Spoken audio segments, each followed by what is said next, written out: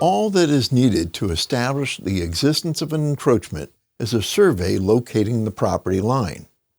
If an improvement on one parcel extends over the line onto an adjacent parcel, it is, well, an encroachment. Occasionally, neighboring owners disputing the existence of an encroachment rely on contradictory surveys to establish the property line. If the owners cannot agree on the location of the property line, the boundary dispute is to be resolved before any remedy for the encroachment can be granted. Boundary disputes are most frequently resolved by a court. The court determines which of the surveys is more accurate. Now, an owner is entitled to terminate or prevent an unauthorized intrusion onto their real estate so long as they act without delay. However, when a building or other substantial improvement encroaches on an owner's property, the neighbor's cost of removing the encroachment may far exceed the damage inflicted on the owner burdened by the encroachment.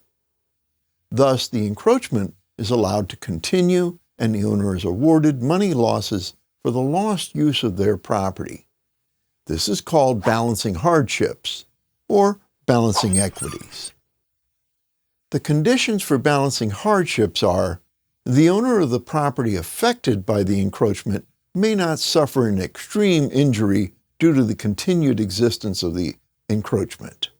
The neighbor who owns the encroaching structure needs to have acted innocently and in good faith. And the cost to the neighbor of removing the encroachment must greatly exceed the damage done to the owner.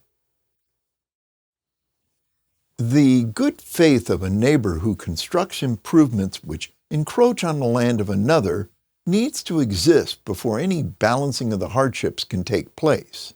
Thus, the good faith requirement prevents an intentional exploitation of the balancing hardships rule.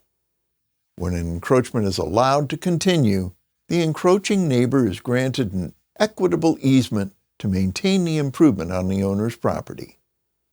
Further, the neighbor needs to compensate the owner for the rental value of the lost use of their property.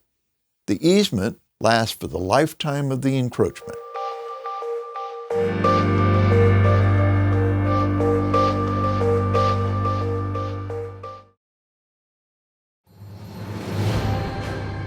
In a world of generic CE, it's finally time to start enjoying your real estate education. Introducing First Tuesday's video renewal course, Real Estate Made Real.